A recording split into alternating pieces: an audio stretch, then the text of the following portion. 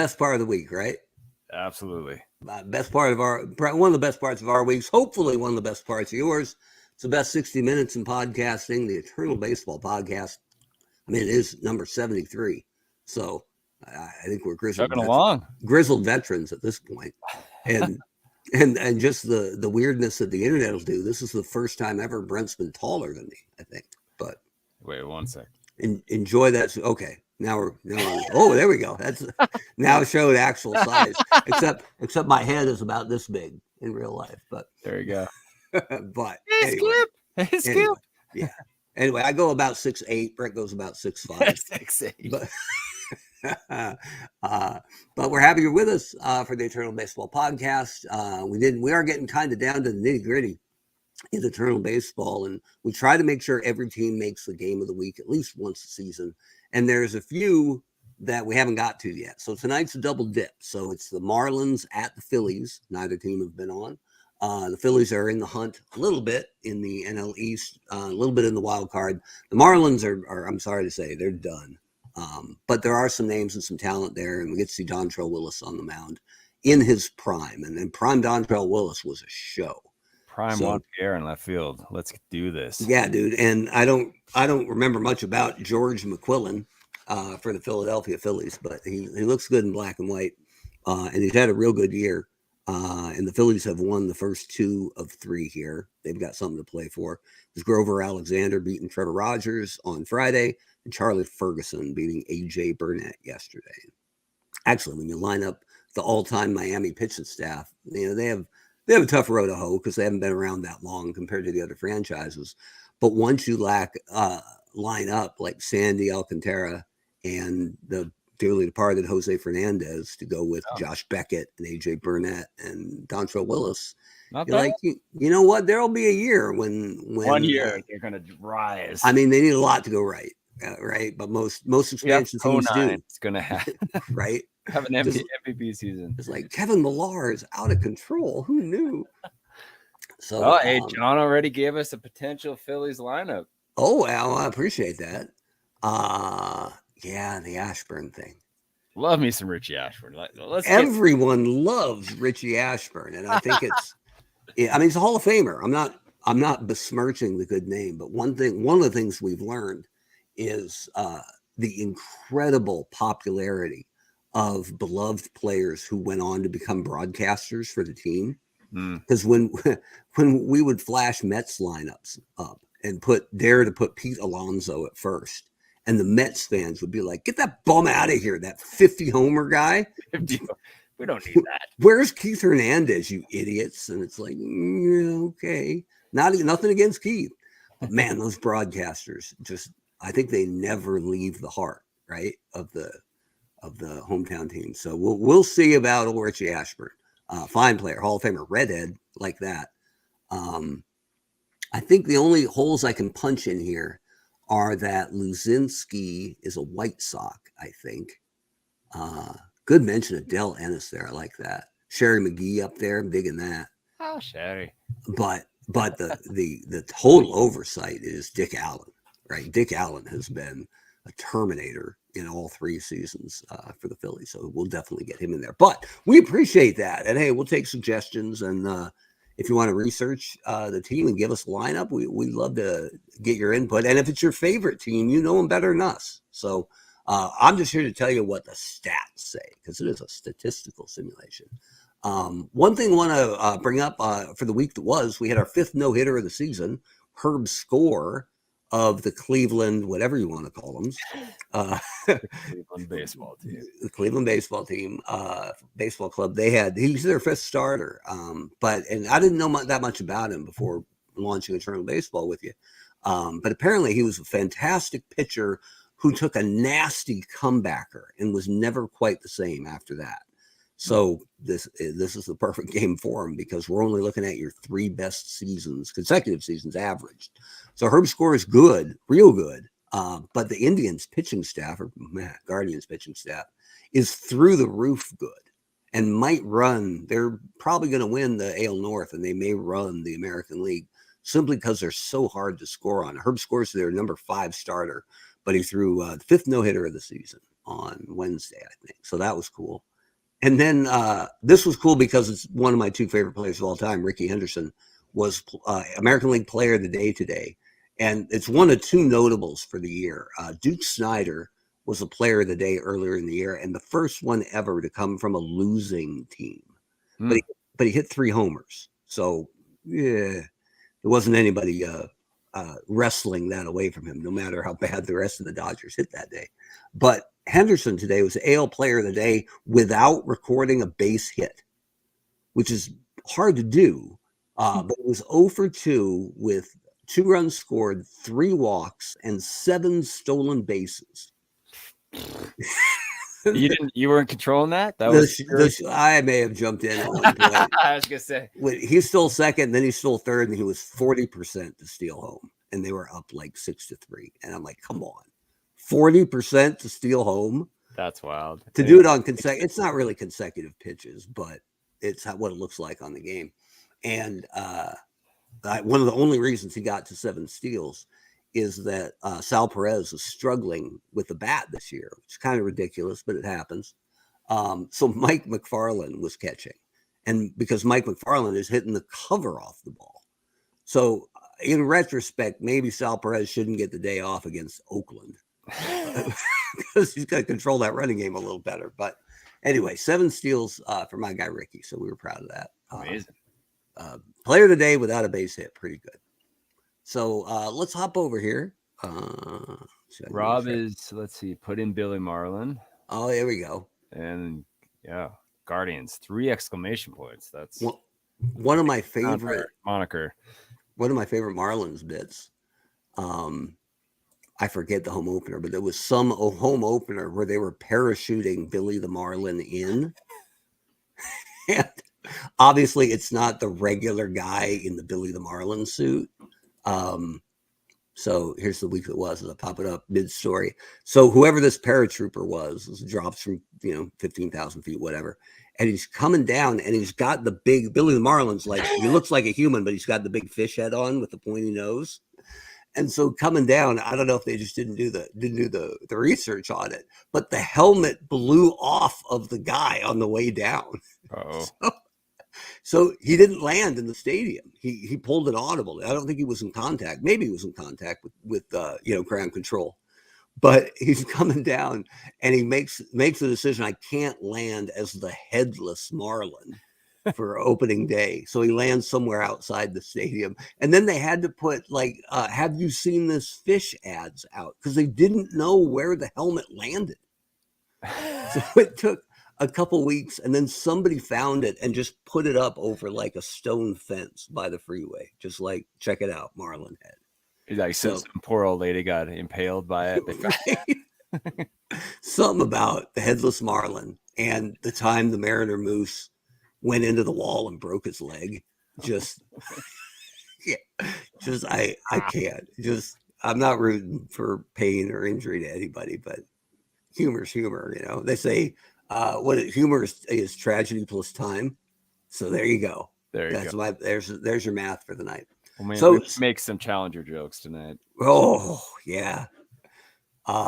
Too soon.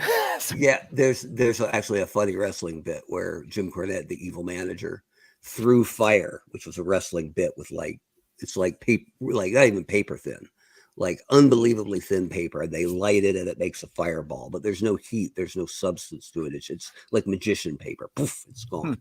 So he threw fire in Ronnie Garvin's face and burned the good guy, and the crowd booed him, and he ran off. And he came out on TV the next week and said, "It's not my fault. Ronnie Garvin went up like the Challenger." Ooh. And it had only been a couple months, I think. Oh man, come on. Oh, too soon, brother. Little bit of trouble for JC right there. Again, tragedy plus time. But all right, so looking at the week that was, here's all the weeks that were, but we'll shrink this down so it's not quite so bad. And just look at last week. So we had a lot of teams on opposite sides of the metronome last week. Really good weeks for the Red Sox, who are running away with the top AL wild card. The White Sox, a good week. The Reds are pushing strong for a National League wild card. Guardians playing well. Dodgers are after that wild card too. Phillies are a little ways back making a push. And then the rough weeks. Atlanta is going to win the National League South by like 18 games. And they had a 1-5 week. They're only 3 games over 500. Wow. Like, they're just, and they've been scary the first 2 seasons. This year, they're going to get in the playoffs, but everybody wants a piece of Atlanta.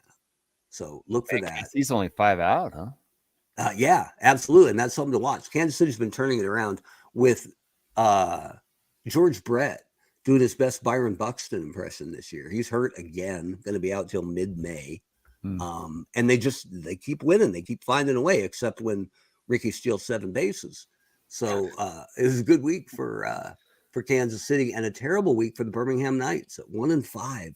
They're now 9 games under 500, and they've been a buzzsaw the first 2 seasons. So amazing. This is the year to get them.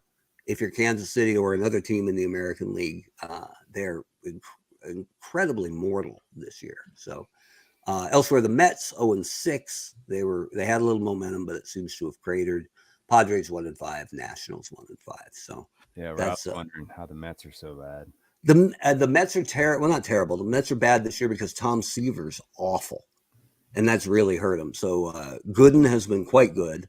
Cohn's been good. Al Leiter has been incredible in replacing Seaver. Seaver's not even on their active roster. He's been so bad. Wow. And I know that sounds, sacrilegious. It's just the nature of the modifier. So if he's 30% down off his norm against hitters who are hitting well or even hitting above their career peaks, he just wasn't getting it done this year. And so that's been the hurt. And none of the bats have been very good. Matter of fact, Todd Hundley, I think, is catching more often than Piazza, which is ridiculous. But Piazza's having a terrible year. So that's what's up with the Mets. And the Mets have never been incredible like you would expect them to be, given, some of the highlights and the incredible talent they've had. Anyway, that's the week it was. We'll take a look at the standings here real quick. So San Francisco's up 5 on the Dodgers out west. We are 131 games in, so 5 weeks basically left in the season. St. Louis is creeping back. And they're playing St. Louis this weekend. Atlanta, again, not scary, but up big in the South. They're fine. Montreal is 4 games up on Philly, so Philly definitely can still make a push out there. Oakland is up 9 on Minnesota. That's pretty much done. Cleveland's 5 up on Chicago in what was a really good race that the Guardians are pulling away with. Birmingham only 5 up on KC.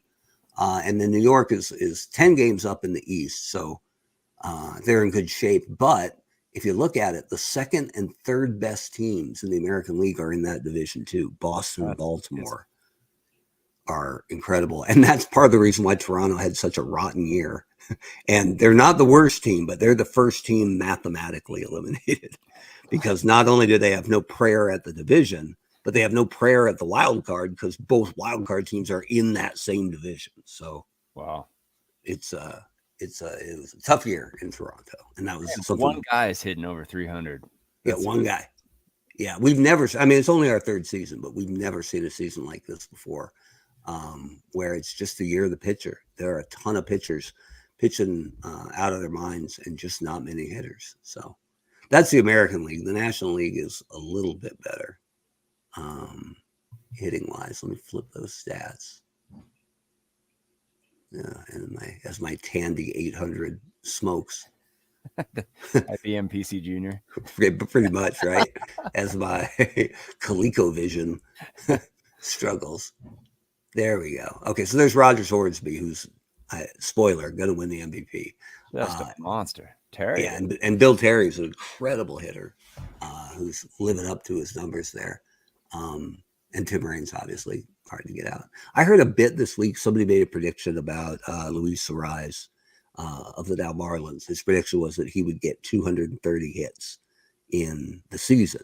And since the millennium, only three seasons and only 2 players have had 230 hits in a major league season. And it's Ichiro twice, which, yeah, I mean, most people would take that bet. But the second guy was Darren Erstad. Wow. Which just blew my mind. I forget if it was the title year, but there was one year where Erstad just was on base all day. So I would never have guessed that. I would never. Definitely a good player, but not. Yeah. I never would have got that. So there you go. Amaze your friends. There's some water cooler talk for you for tomorrow. So let's fire it up and see if I got the audio right this time, which seems to be a problem. So I was looking at it. The visual of the field is a little different. It's a little zoomed in from what we usually have, but I wanted to get your opinion and everyone else's opinion. It kind of cuts off the foul poles a little bit, but it gives us a ton of real estate for the actual field. Yeah, so we'll see how it goes. Too hard to change now, but we'll take your feedback in the comments if you like. So Philly and Miami, we're going to load them both up. And today, pitching-wise, it is Dontrelle Willis. And usage, again, over here means they're just on a pace where they would pitch more innings than they're supposed to based on their stats. So Dontrelle Willis, did you train here? You really have to worry about with the Marlins. Right, like the Marlins don't care, right? But it does mean if you're in a usage penalty that your stats are down like 20%. So, you want to be a little bit careful with it. And here's our friend George McQuillan, who I think is a colorized black and white photo. It's not a good look. But so against lefties, and this will be a little bit why maybe some of your natural names don't get in. New Hall of Famer Scott Rowland hasn't played a lot this year because it's hard to get third base at bats in Philadelphia if you're not a redhead. But slap me, Philly fans. But Rowland was a superior defensive third baseman than Schmidt. So with Rowland's big numbers, he's going to be in here somewhere. I think the way I looked through this earlier, I think I had Jimmy Rollins leading off and then Sam Thompson hitting third, which would split up my right-handers. So Rowland has the better numbers, but it's a small sample size, but Dick Allen is the other option. So who do you like clean up there, Roto? I think you got to put Dick Allen. He's a monster. He's a beast. So, wouldn't mind seeing him in the Hall. There's a bit of a groundswell for him, so we hope. So Allen won't. I'm not sure what he'll play. He might DH, but he's not playing third. Rowland will play third as one of the few 10s rated defensively in the whole game. Pat Burrell hits lefties well, but he's not up right now, so that brings Darren Dalton. And then I don't know much about Cy Williams, but I'm willing. Oh, shit, we got to get Sherry McGee in there. I'm willing to activate anybody here. So if you want Sherry McGee, or we can do the Richie Ashburn thing. Let's see. Munchkin just said could try the Niagara Falls guy, Delahanty. He's had a real good year, so I'm good with that. Sure. So, okay, Delahanty next, because that gives us a righty after a lefty. And then Sherry McGee's mainly a left fielder. He's a terrible shortstop. I'm not. He's inactive. I'm not sure that it's a Sherry McGee day. Dang it. I think it might be Cy Williams. I was going to start an international incident with. Right. No, wait. I'm sorry, not Cy Williams. We're going to give the people what they want. Richie, you want Richie Ashburn? I'll give you Richie Ashburn. Yes. All right. And then Schmidt is probably our first baseman. Because he's a good first baseman. Never hit the 8-hole in the 8-hole. Oh, sorry, Mike.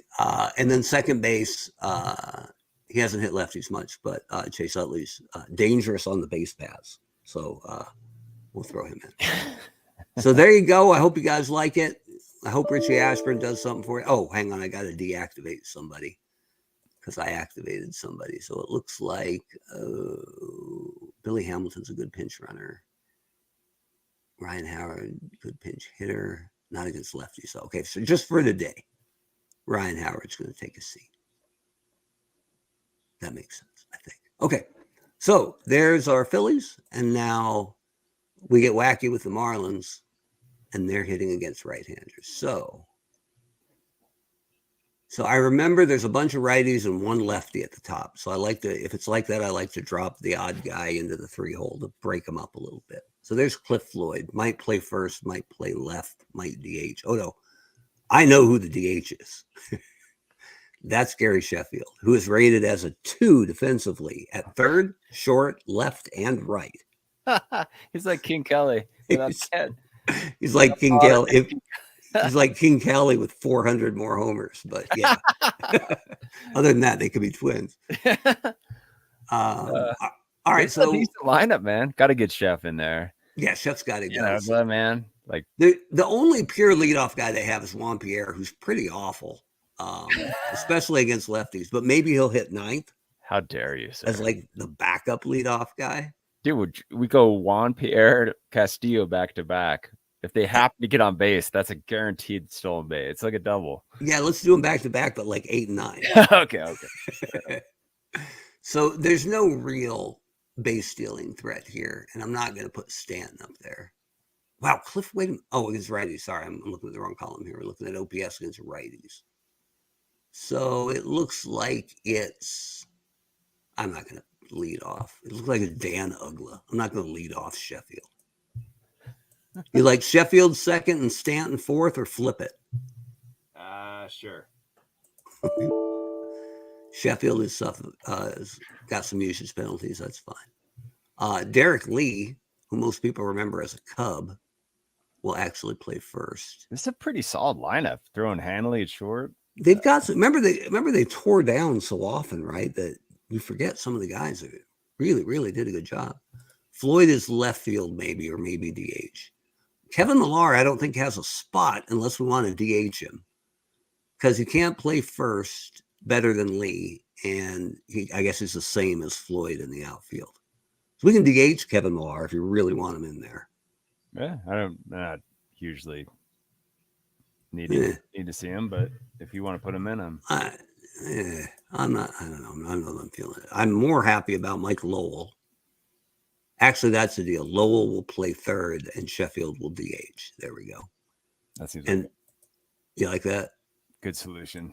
And then JT Realmuto, who will be a Philly in our game once he's more of a Philly in real baseball than he was. More time, I mean, spent in Philadelphia. Coming up, I think. And then it's Hanley Ramirez. Is he the one that didn't believe in dinosaurs? No, that was Carl Everett. I remember there was a Red Sox who did not believe in dinosaurs. Yes. And then just for you, Roto. There we go. Pierre. You're going to get a stolen base today. I hope so. All right, so here's the acid test. Can you hear the intro? Ready? Go. Yes. Welcome to Citizens Bank Park for tonight's game between Miami and Philadelphia. Dontrelle Willis starts for Miami. He's made 16 starts on the year and is 3-8 with an earned run average of 4.24. His first start against Philadelphia. He'll be opposed by George McQuillan for Philadelphia. He's made 21 starts on the year and is 7-8 with an earned run average of 2.91. His third start against Miami. He's 2-0 with a 2.00 earned run average against Miami. Miami shortstop Hanley Ramirez is riding a 12-game hitting streak. It's 56 degrees. Pitching for Philadelphia, George McQuillan. Thompson leading off for Miami, second baseman, Dan Ugla. Had to sprint from his job at the county clerk's office. Right? To catch picture day. And calm down, ladies. George McQuillan's married, I'm told. So back off. Does he have a black eye? Like, what? Does look like it, doesn't it? Anyway, I got really big photos here today. Is that good, or should I shrink them a bit? Yeah, it works for me. All right, you can see him. Get after, man. Love it. So look at the gentleman, Ed Delahanty, right? Yes. Very dapper. Sam Thompson leading the league in total mustache.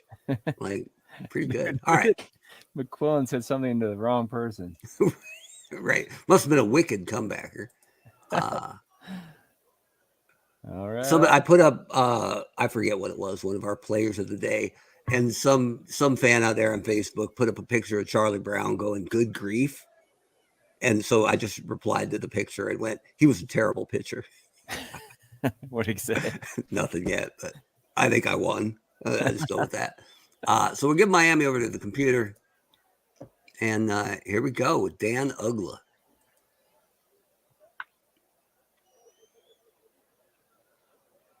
Scott Rowland looks like he doesn't believe any ball can get past him ever. He looks dubious. Designated hitter, one for number one. 10, Gary Sheffield. Who's Gary Sheffield? I think he got a lot of that, but No, Richie Ashburn's all over that. Red hair and all. Left fielder, Cliff Floyd. Cliff Floyd.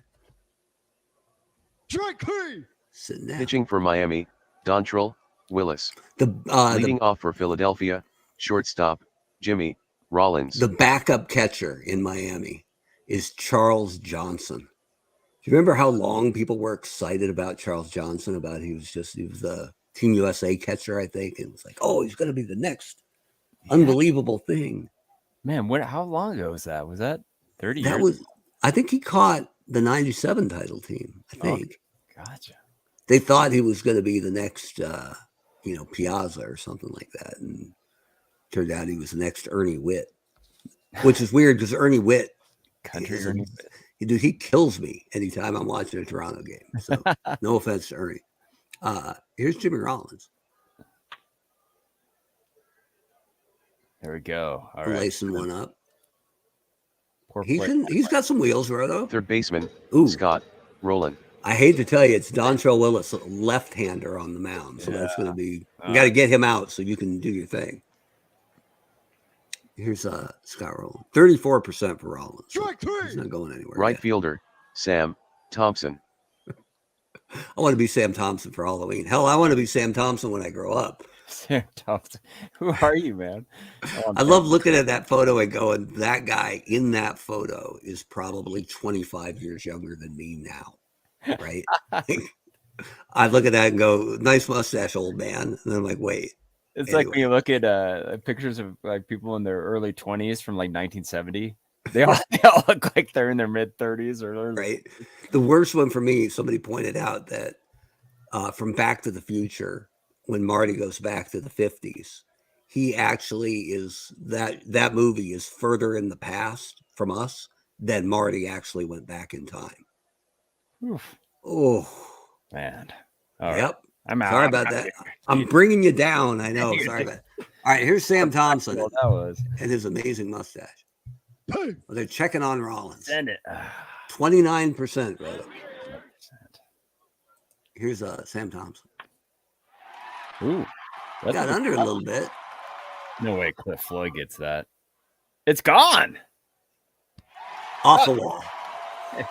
Send him. Oh, we scored, man. Look at that. Designated That's a hitter, Giancarlo number Stanton home 15. run. Did you see Allen. that this weekend? No. What do you He do? hit an absolute laser beam on Saturday, and I was listening to the game, and they were already into the home run call. It is high. It is far. It is off the wall. And it was a laser beam, right? So it went fast. So Stanton was just doing his trot. I believe they've told him don't ever run hard. Gotcha. Because there's some grounders where a little more effort might have made it a close play, but he's always hurting his legs. So I think they've told him, you know what, hit it out, or whatever base you think you're going to take, subtract one. Right. So he hit this thing, and it looked like it was gone. Everybody thought it was gone. In the dugout, Boone even turned his back to check and see what options he had for pinch hitters or whatever. And then he turned around, Stanton's on second. Well, he had to turn on the jets, what jets he has, rounding first, and he hurt his hamstring. Oh, was that what did it? Yeah, I saw that he had a hamstring injury. But... Yep, 10-day injured list. He hurt it, having to pick it up so his home run wouldn't turn into a single. Is there not like a yoga solution? Or like, I mean, it seems like there's got to be some expert in, I know, I don't know. Maybe he's just got too much muscle mass or something. I mean, he's ripped. But I don't know. You would think every time he gets hurt, the strength and conditioning coach gets a little more nervous, right? Because I ain't going to fire Giancarlo. So we'll see. Oh, I forgot to get into it. My beautiful Marlins Weber jersey back there on the wall. Very lovely. Nice. I need to get better lighting. I'm going to work on that. But that is Jeremy Weber's Marlins jersey of the Gulf Coast Marlins. He was a 44th round draft pick. We and only one podcast special on your acquisition of Weber jerseys. Right. It's pretty good. I was downstairs yesterday getting that one out, and I found one I didn't even remember I had. I'm like, oh, Team Canada, Shea Weber. It's pretty nice. And again, some of these are game worn and some aren't. This one is. But when I looked him up, Jesus, the guy he was done with pro baseball by age 21. He only pitched 2 years. Wow. And I have one of his jerseys. That sucks. We should interview that guy. Maybe we can repatriate it. I think he might appreciate that. He can buy it from me. He can buy it from me. We'll be jersey flippers. It'll be great. There you go. All right, so Sam Thompson, much respect. Rob said it's 4 to 6 weeks. Grade 2 strain. Classic Stanton injury. There you go. I just want to see him in Colorado 1 year. Just 1 year in his, even remotely close to his prime. That's like the SNL sketch with the all drug Olympics. You just want to see it, right? Yes, you're right. Just 1 year, just drug him out. That's it. I forget, some stand-up comic made that argument when they busted Ben Johnson, the sprinter, and he was like, "I don't even care, man. Give him everything. Give him like fish tranquilizer. I don't care. I want to see a guy run a 5-second 100-yard dash." All right, here's Dick Allen. Ooh, pickoff attempt for old Sam Thompson. I guess Dontrelle Willis has heard your rep, Rita. Dick Allen gives it a shot. Oh, that's gone. It's out. Maybe off the wall. No, it looks like it was caught, but 58% safe if we send Thompson to third with 2 outs. Why? I'm not feeling it with 2 outs at all. Got Dalton. Yeah. There we go. Send Thompson to third? No. Catcher, number 29, Darren Dalton. Darren Dalton. How did Dalton not wind up doing a WWE cameo? I mean, he seems like he'd be perfect.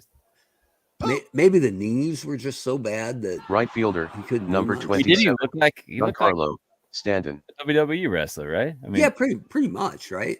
And I believe again. Correct me if I'm wrong. Probably Rob. I think he married a Hooters waitress. So, I mean, how many wrestlers you see come out with a Hooters girl in front of them? There's a couple. So, here's Giancarlo Stanton, who's been known to be asked in public if he's The Rock or not. So that's not a bad gig to have. That's definitely a compliment. Yeah. Oh, first baseman. Hope he didn't hurt himself sitting down. Derek Lee. Got a lot of that. Delahanty, who's eyeballing it though, straightens his tie and brings it. Third baseman, Mike Lowell. I liked Mike Lowell, and he was a Yankee prospect. Was he? Oh, okay. Yeah, who ended up in Boston. He was always one of those guys that looked about 10 years older than he actually was. Probably he was born with a goatee, I believe. Just had a very mature face. Come on, Delahanty. He's not even going to part his hair perfectly. Look at him go. Left fielder. Come to think of it, Sam was looking pretty sharp out there in right field too. So here's Delahanty. Big Ed. He hits it right at on the Lowell adoration. Center fielder, Richie Ashburn. That's right. Apparently, Giancarlo Stanton survived that fly ball to medium right field. We'll keep you updated. Here's Richie Ashburn, who everybody wanted. Really good bunter. But with 1 out. Four hopper to second. And first baseman, Mike Schmidt. All right, I love Schmitty. I mean, who doesn't, right? Like, cannot love Schmidt. He's the best. Doesn't Ugla kind of look like he rode motorbike with number 10, Jeff JT. Kent? Maybe. Yeah, there's no way those guys didn't hang out a little bit. I could see those guys born to be wild. You bet.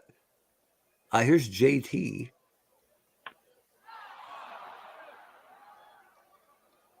Come on, Richie.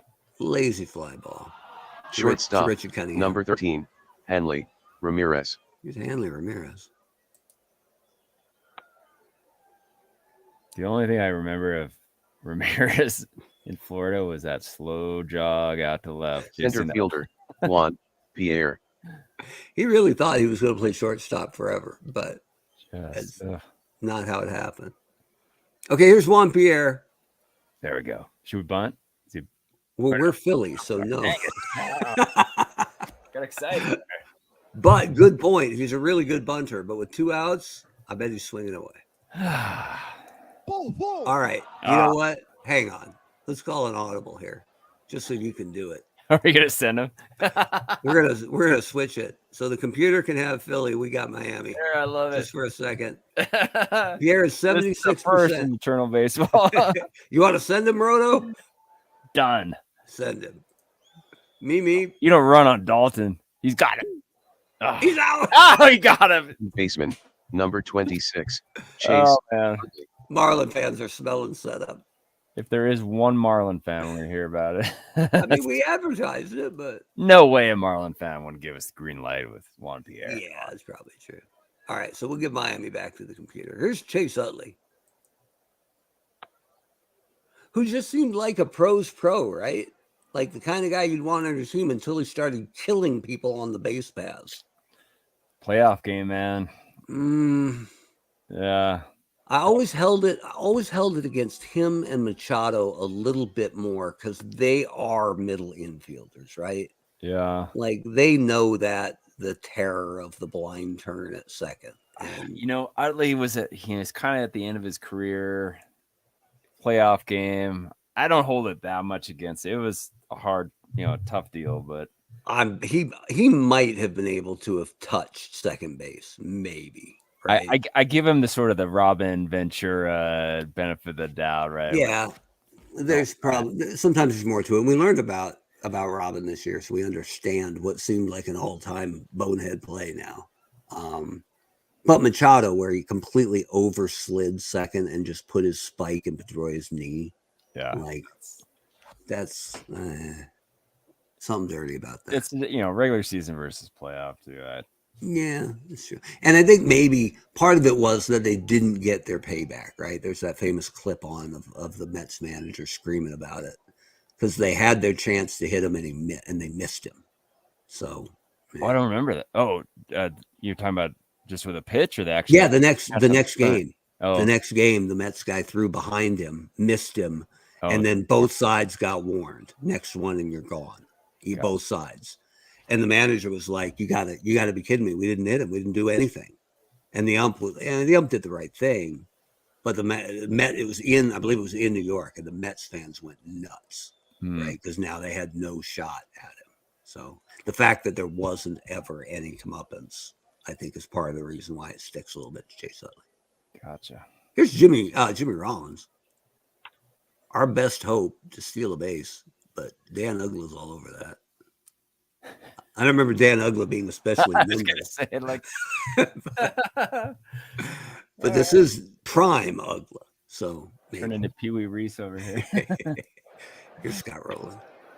Good knock to the left. Send him. Poor play by Hanley Ramirez at short. Who knew? His second poor play already. And from the dugout, Sheffield just leaned over to whoever's next to him. I would have had that. That's right. Here's Sam Thompson and his Technicolor mustache. Oh, pretty good. Well, Floyd's not worried though. Cliff Floyd is covering an awful lot of ground. I don't remember him running especially well. Right, they're pretty nimble, these young Marlins. All right, here's Dan Uggla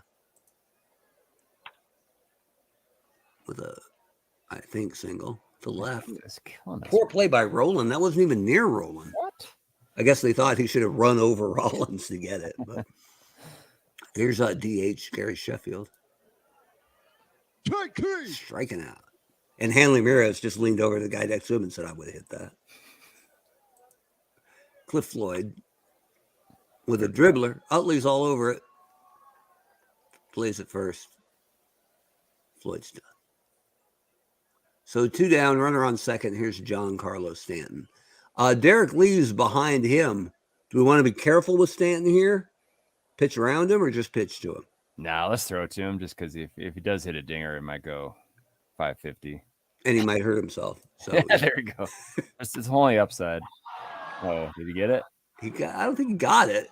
Nice. But Ashburn's on the run. I brings it. All right, here's Dick Allen. There we go. No way Hanley feels this. Right? No way.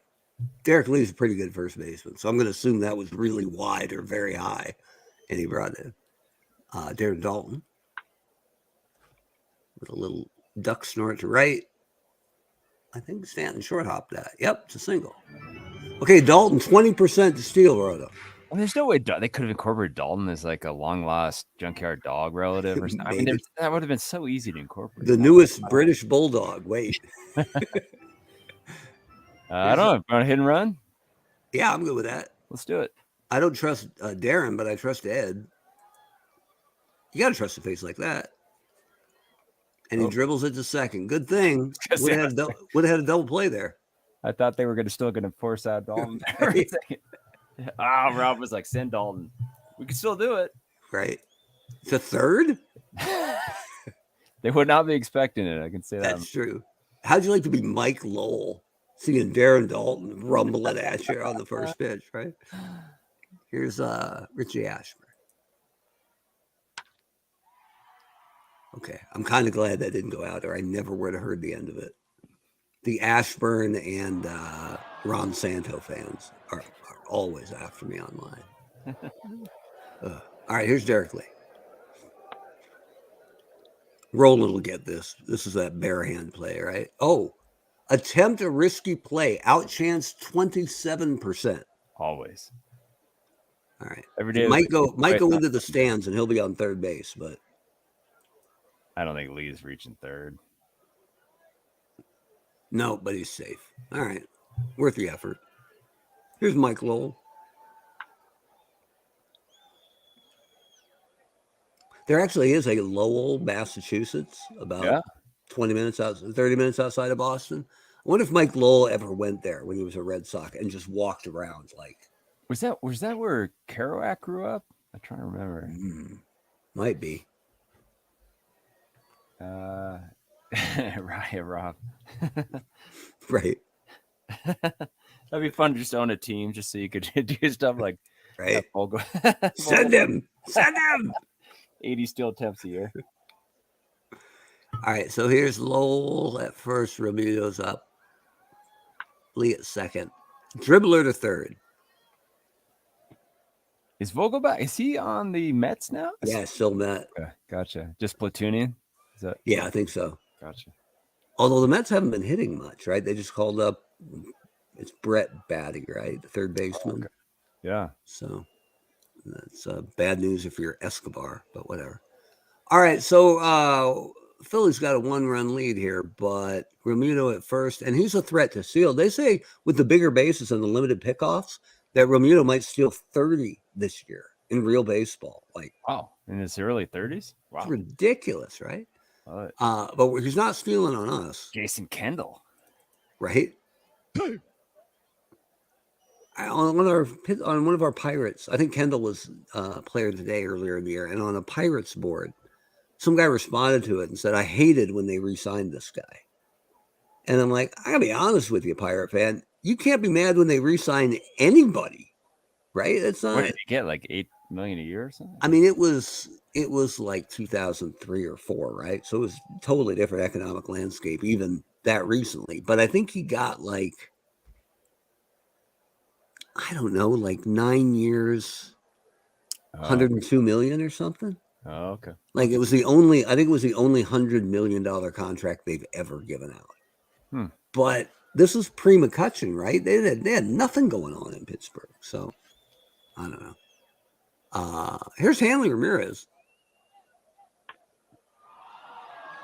with a little duck snort to left. Ed Delahanty coming in. He is not running on Delahanty. Right. No chance. Where's he going? Look at that. The shame of it. Delahanty's got a 5 arm. It's not dreadful, but I don't know if he just deked him or what. Seemed like he just threw it to Rollins. Here you go. Oh, hell. So here's Juan Pierre with a tapper down the line. Schmidt is on it. Kind of weird seeing Schmidt at first. It is a little weird, yeah, I know. Oh, a challenge. It looks like Pierre beat him to first. Oops. Yeah, maybe Schmidt should be at third. I could put him at third and Allen at first, but Roland's rated better defensively. It is a sim, so. Yeah, let's do it. Ugla with a dribbler, McQuillan's on it. Throws to Schmidt. Good thing he caught it. Schmidt's not here for his bat. He's hitting 8th, you know. Oh, and here he is. Speaking of the devil. So tie game, bottom of the more 5th. grief for that. Mike Schmidt stepping up. He got quite a bit of that. Look at Floyd coming over. It's going. He's gonna hit Pierre. No way, Floyd, bro. Who is this guy? He's a maze out there. How did Floyd cover more ground than Juan Pierre? Juan Pierre looks like a piece of him that fell off. All right, here's Rob Chase. said no one is hitting but Pete Alonso. There you go. Well, we want Keith Hernandez. Screw that Alonso guy. Utley gives it a ride, but Stanton's under it. And here's Jimmy Rollins.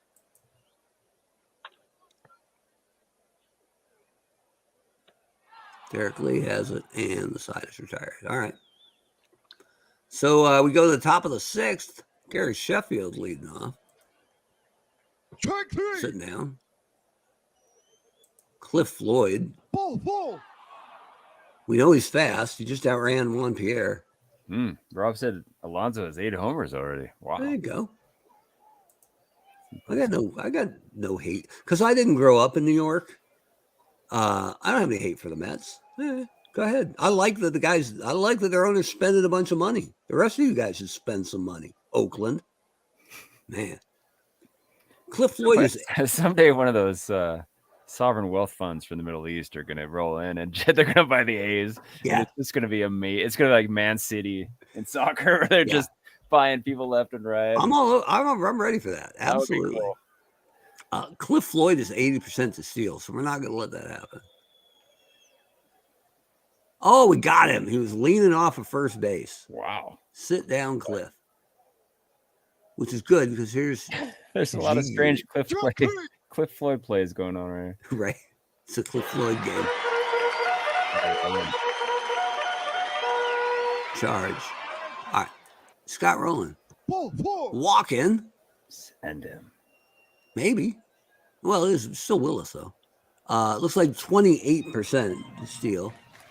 But Sam Thompson's an incredible bunter with Dick Allen coming up next. Is this a bunting situation? Perhaps? Let's do it, man. All right. We'll drop this bunt down, see what happens. Remuto's all over it. Hey, they're going to bunt. Did he actually visit the mound? He did. Oh, and then he grumbled it. He even knew it was coming. Come on. And now we got Thompson 65 to steal, but Roland, I don't know what that number is. That's 79. No, it's something 5. Something straight with a 5. I'm going to bet 1-5. All right. It's a 1 or a 4. And neither one's worth it with nobody out. And It's Dick an Allen. oddly shaped 9. Right. Oh. Run, Scotty, run. E5 or E6. E6. Actually, run Dick Allen. Good Lord. Wow. Double play, but Roland goes to third. Roland 10% to steal home. Yeah, Rob agrees with you. I tell you that at some point that Middle Eastern money is going to roll in. I mean, I don't care where it comes from, right? Yeah.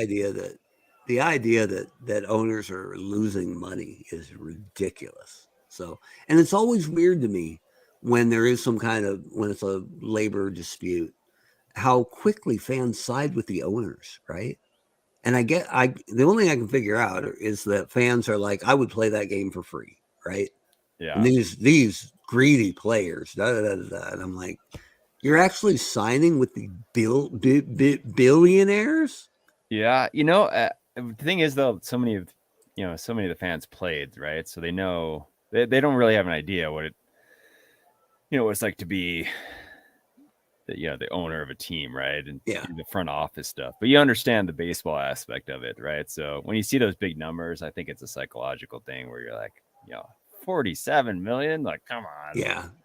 Yeah, when they break it down, when it's like I remember when David Price signed his deal with the Red Sox. Right. And I figured out that he made like $10,000 a pitch. Yeah. Right? Like he could have a bad inning and out earn me for the year. Oh, it's crazy. The first time I saw someone break that down was actually NBA with Shaq, where they were breaking down like Shaq's like per made free throw or something like right. That. It was just like $400,000 if missed free throw or something. We did that as a radio bit when Michael Jordan's son Marcus was playing for Central Florida. They were in Adidas school, and he refused to wear Adidas, right? So, and the whole deal was, hey, we'll outfit the whole basketball team in Air Jordan stuff, no problem. So they had to cancel their Adidas sponsorship so Marcus Jordan could wear his dad's shoes. And Marcus Jordan was not a real good basketball player. So we figured out how much he was costing them per point, right? Because he was averaging like 8 points a game, but they lost like a $14 million Adidas contract. And it was like, woof. The Marcus Jordan. And then it was great. We extrapolated it back and went, at that rate, Wilt Chamberlain would have earned $20 billion for his 100-point game or something like that. All right. Well, so that's a good point about the here we go.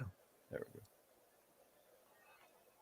Yeah, it's a good point, but it's not 100% true because the Braves are owned by a publicly traded company. So they actually have to open their books. So I love that bit. Like I can't even tell you how badly they want the Braves to sell, right? To somebody who can keep his mouth shut. But anyway, here's Darren Dalton. Strike 3. Striking out, stranding the runner. We're still tied at 1. Here's Gary Sheffield. Ball 4. Or I'm sorry, Derek Lee.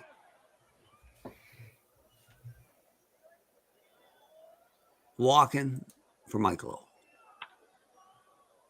Jimmy Rollins has a chance here. Oh, he can't turn it. He can't even get Lowell at first. Man, these Marlins can tear up the baseball. Let's get Dave Bancroft off the bench, Jimmy. Yeah, I got another option. Yeah, they're the only ones. Atlanta's the only. That's it. Wow. So, but I mean, if they're public, I mean, there's no way you'd have to have a big offer roll in. Yeah, true. Get all those shares, huh? Yep, that's true. And if they're all in such financial trouble, how come the teams don't sell more often? Right? People's seem to want to hang on to these bad investments real hard. All right, here's JT Realmuto. They're suckers for punishment, right? I guess. Rollins with a chance here. There we go. Oh, but look at that. I thought he was going to run it over to first for a second. He ran over Utley to make the tag and the throw. Not bad. All right, so here we are. McQuillan's only at 80 pitches. He's been just fine. Yeah, it's doing well. Dealing. Runner at third, Haley Ramirez, 2 outs. Rollins with another chance. Ramirez on his horse. Safe, and the run scores. Get Sherry McGee in there. Gotta say, this is the Jimmy Rollins game all of a sudden. Ramirez is 78% to steal, so we're not going to let that happen. 81 now. So brazen. 48, that's better. There we go. That's good because we can't throw over again, right? Right, that's the rules, right? Here's Montpierre. None of those rules apply to us because our games are always done in an hour. We can make this 35 minutes, Webb. Dude, Roto, you got Ramirez 84% to steal third, and Pierre 83% to steal second. We can't do it twice. We can't. All right, but should we pick one of them off just to keep them honest? Yeah, Juan Pierre looks a little. Second or first? I'd go first. Although it's Hanley, go second. Go ahead. Right. More likely to try something weird. Oh, Chase Utley killed him. Okay, 49%. I like that better. Here's the Dan Uggla 3-run homer. Exactly right. Here comes Dan Uggla. It's coming. Nope. Oh. Hit the wrong guy. Scott Rowland takes care of the business. Throw over to second. Oh, and it's stretch time.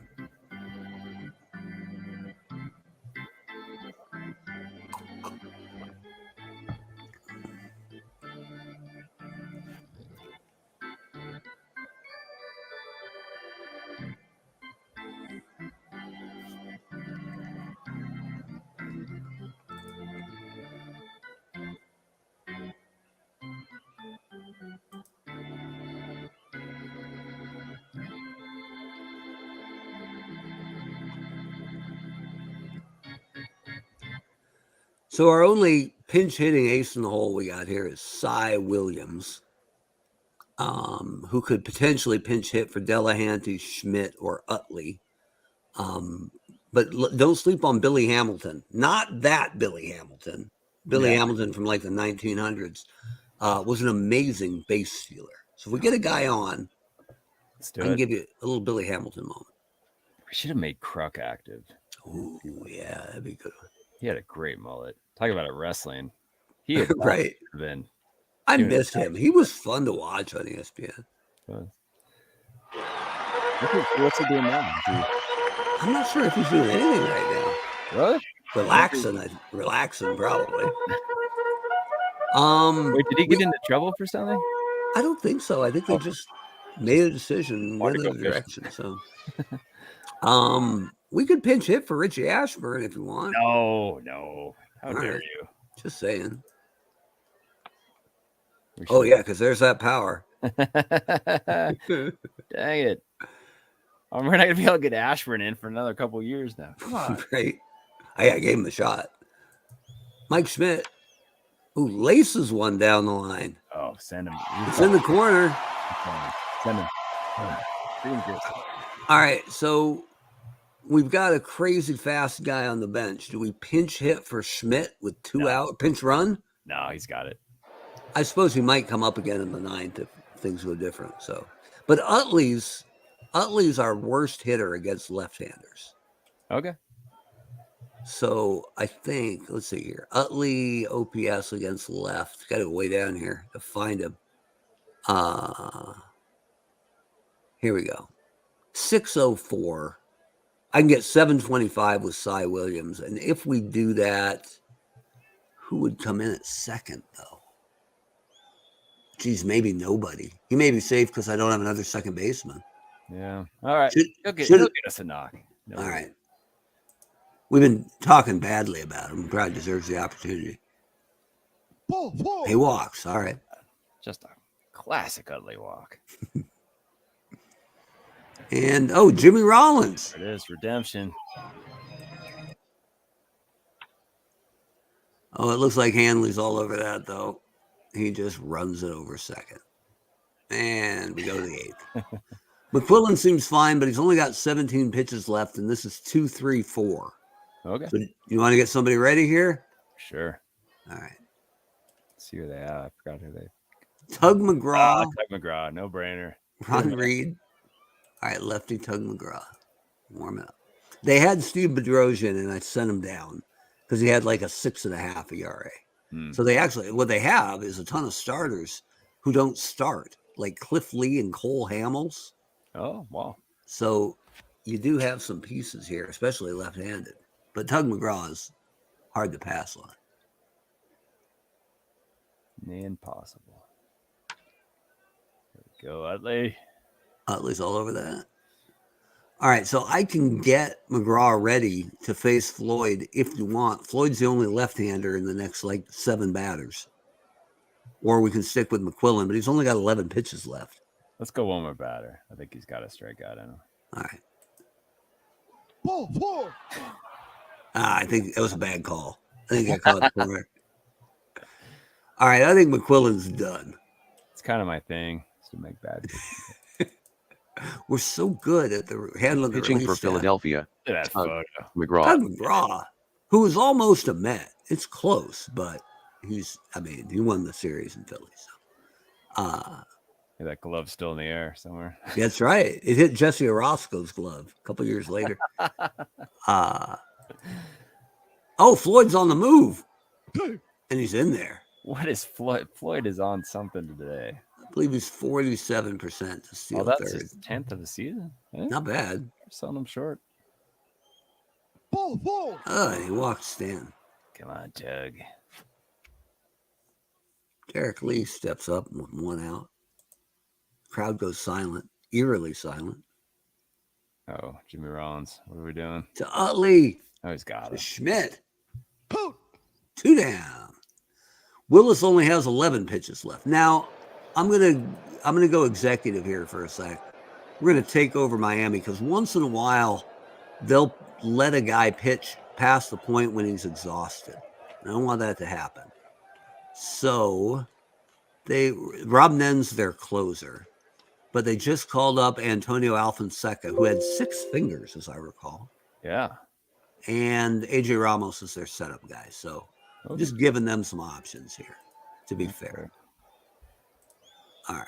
The computer can have him back. Here's Scott Rowe. Oh, Alfonseca came. Oh, he must have already been up, and I didn't know it. Pitching for Miami, Antonio Alfonseca. Fair enough. All 6 fingers and all. He should have been a catcher because then he could have put 6 fingers down and really confused the pitch. Would have made for some good combos. Scott Rowland with a nothing happening little pop to pitcher. But Sam Thompson's all man. And he got quite a bit of that. Stanton's on the run. So those corner outfielders are covering a lot of grass. Stanton somehow caught it without his leg exploding. Good for him. Here's Dick Allen with 2 down. A laser shot. Single up. Oh, he's going for 2. Look at that. All right. So I'm just bringing it up again. I got a really fast guy on the bench, but there's 2 down, and we'd be subbing out Dick Allen in the 8th inning. Let's a Dalton hit a clean single, and we'll score. All right, I'm going to check this too because we just went from lefties to righties.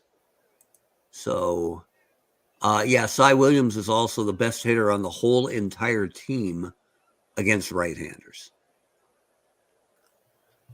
But Dalton's 3rd best. So get Dalton in there. All right.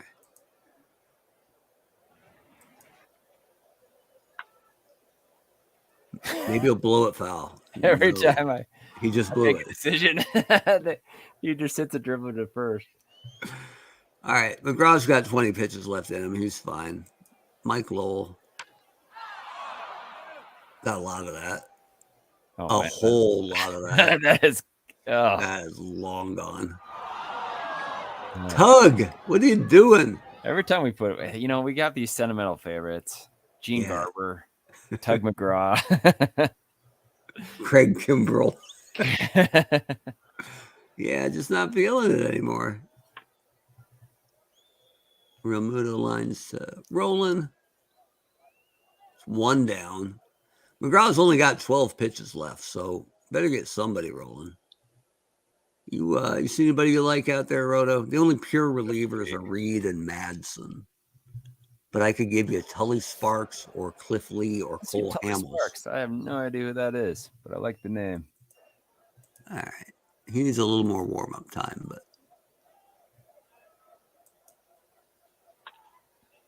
Hanley Ramirez, all over it. Richie Ashburn just checking on it. Negative today.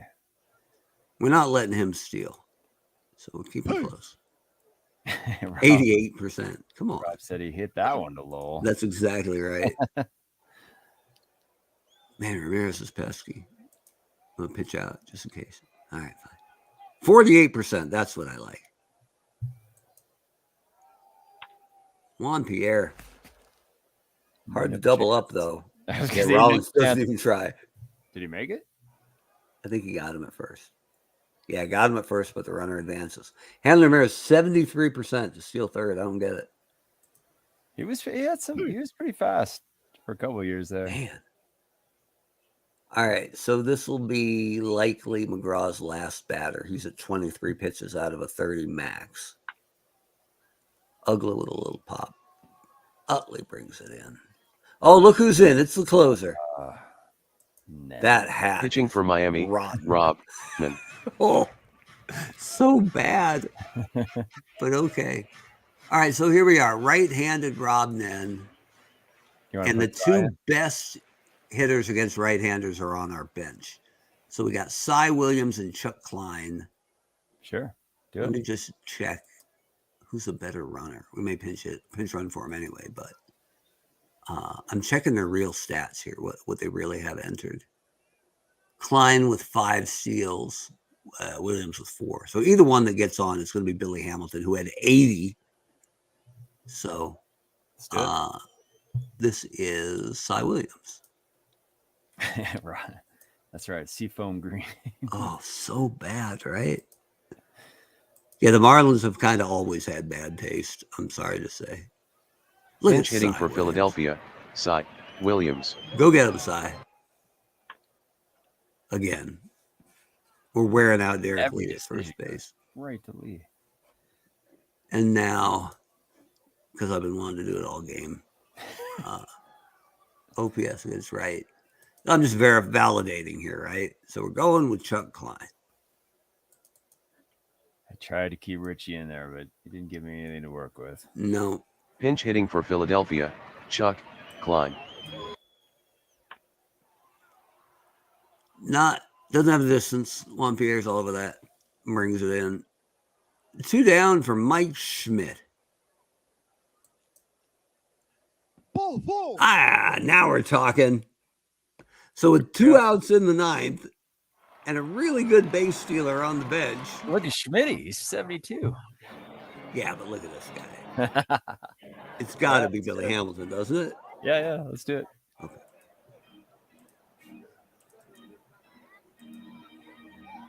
Have we ever ended a game getting thrown out? Hamilton stealing? is the new runner Babe at Ruth first. Style? Let's do it. 83, Rhoda. Gotta send him. Off he goes. He's so fast, he's sepia. 34% to steal third. All right, Utley, we need you. Now, just checking the numbers here. I know we don't have another second baseman, but oh God, did we use everybody? We may have used everybody. No, we got Chooch and Dave Bancroft. Dave Bancroft. Love it. Fantastic glove, but not helping us now. All right, Utley. Come on, Chase.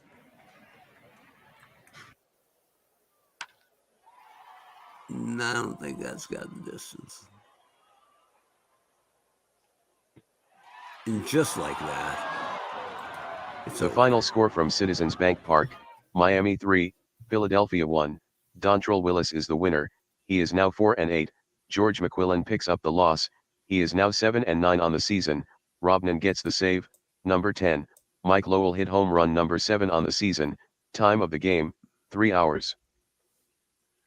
Felt like 4, I'll be honest with you. But it looks like Dontrelle had good stuff today. Alfonseca did not, but he pitched well. McQuillan had good stuff. But in the end, it's Miami 3, Philadelphia 1, and Hanley Ramirez has a 13-game hit streak now. Good for him. Either way, Philly took 2 out of 3 in the series, so not bad. They're still chasing out there in the NL East and the NL wild card. But we're happy to get both teams on. We hope Phillies and Marlins fans dug it. We'll try to get some other teams on, make sure everybody gets their shot at prime time. If you like what you saw, we do this every Sunday night. You can also dial into Eternal Baseball on our website. That's eternalbaseball.com. We're also on Facebook and we're on Twitter. We post box scores every day on our team-specific homepages. And like we always say, we don't know any team better than their diehard fans. So if you see someone who needs to be called up, somebody who needs to be sat down, batting order suggestions, rotation suggestions, we're open to all of it. And we've gotten a lot of good feedback from fans that have helped us tweak the league over the seasons, because we want every team to have their best chance to win as we come down the stretch here. So I guess it's kind of a usual game for us. We stole a base or two. Our bullpen betrayed us on some level. We made some good decisions, some poor decisions. That's pretty much it. But this time we controlled both teams for a little bit, twice. So that was a nice twist. Not too bad. So anyway, we hope you enjoyed it. Check us out, eternalbaseball.com. And we will see you again next week for another thrilling edition of the Eternal Baseball Podcast. Wait for Brent to say goodbye. Oh, sorry. I forgot to sign off. Thanks, everyone. I enjoyed it. See ya.